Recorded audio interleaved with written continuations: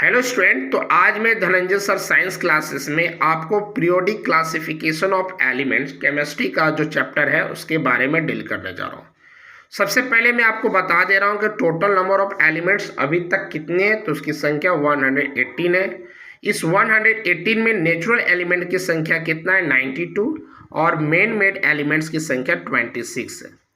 ये जो natural element 92 है इसमें मेटल 72 है और नॉन मेटल की संख्या 20 है।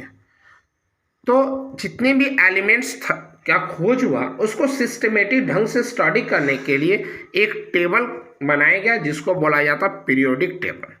तो सबसे पहले साइंटिस्ट जिन्होंने पीरियोडिक टेबल बनाया तो उनका नाम है डॉबेनियर। वह 1829 में बनाए, जो कि एक जर्मन केमिस्ट थे। और उन्होंने जो टेबल बनाया उनका नाम रखे डॉबेनियर ट्राइड्स। ट्राइड्स का मतलब क्या होता है? ट्राइड्स का मतलब होता है ग्रुप ऑफ 3 एलिमेंट्स। उन्होंने एक ग्रुप में 3 एलिमेंट्स लिया था, इसलिए उन्होंने अपना ग्रुप को रखा था डॉबेनियर ट्राइड।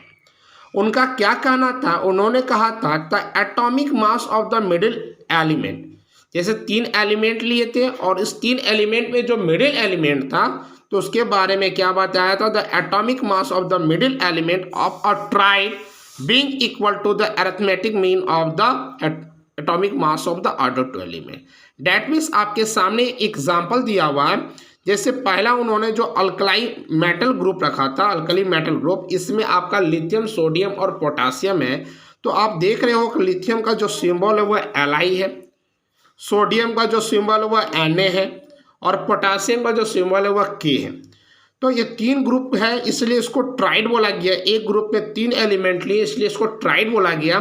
और आप देख रहे हो लिथियम का एटॉमिक मास 7 है और पोटासियम का एटॉमिक मास 39 है। और 39 और 7 को जोड़ेंगे तो 46 होगा और 46 का आधा 23 होगा। तो उन्होंने यही कहा था कि अगर हम 3 एलिमेंट को लेते हैं तो आपका फर्स्ट एलिमेंट और लास्ट एलिमेंट का एटॉमिक मास को अगर हम जोड़ देते हैं और उसको 2 से डिवाइड करेंगे तो जो आएगा वह आपका मिडिल एलिमेंट का एटॉमिक मास होगा। पहला जो ग्रुप था वह अल्कली मेटल ग्रुप था। इस ग्रुप में आया था लिथियम, सोडियम और पोटासियम। सेकेंड जो ग्रुप था वह अल्कलाइन अर्थ मेटल ग्रुप था। इसमें था कैल्शियम, स्ट्रोंटियम और बेरियम। और थर्ड जो ग्रुप था उसमें था हैलोजन ग्रुप। इसमें था क्लोरीन, ब्रोमीन और आयोडीन। पहला जो आपका ग्रुप था अल्कली मेटल ग्रुप, इसका जो प्रॉपर्टीज था, इसमें जितने भी एलिमेंट थे वो सारे मेटल थे। जितने भी थे जब वाटर के साथ रिएक्ट करते थे तो अल्कली और साथ में हाइड्रोजन गैस का फॉर्मेशन करते थे। और जितना भी था सबका वैलेंसी जो था वह 1 था। तो पहला प्रॉपर्टीज क्या था अल्कली अर्थ मेटल ग्रुप का? जितने थे वह मेटल थे। जितने भी थे जब रिएक्ट करते थे वाटर के साथ तो अल्कली और साथ में हाइड्रोजन गैस का फॉर्मेशन करते थे। और जितने भी थे उसका वैलेंसी क्या था? 1 था। सेकेंड जो ग्रुप था वह हमारा अल्कलाइन अर्थ मेटल ग्रुप था।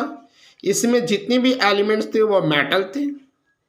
जितने भी एलिमेंट थे उसका जो ऑक्साइड था वह basic in nature, that means alkaline का मतलब बेसिक होता है। और जितने भी एलिमेंट थे उसका वैलेंसी जो था वह 2 था। और लास्ट जो ग्रुप हैलोजन ग्रुप था, इसमें जितने भी एलिमेंट्स थे सारे नॉन मेटल थे। जितने भी एलिमेंट्स थे जब वाटर के साथ रिएक्ट करते थे तो एसिड बनाते थे। और जितने भी एलिमेंट थे उसका जो वैलेंसी जो था वह 1 था।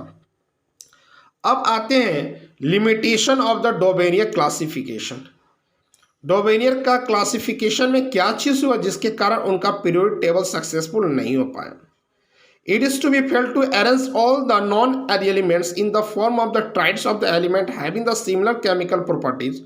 Dovmerius could identify only 3 triads from the element known at that time, so his classification of element was not much successful. सबसे पहली बात, जब डॉबेरियन नाम के साइंटिस्ट जो पीरियोडिक टेबल बनाए थे उस समय 12 से 15 एलिमेंट्स का खोज हुआ था और उसमें से भी ये केवल 9 ही एलिमेंट्स को अरेंज कर पाए थे। तो पहला फॉल्ट। उसके बाद बहुत सारे एलिमेंट्स को खोज हुआ था जिसको उन्होंने क्लासिफाइड नहीं कर पाए थे।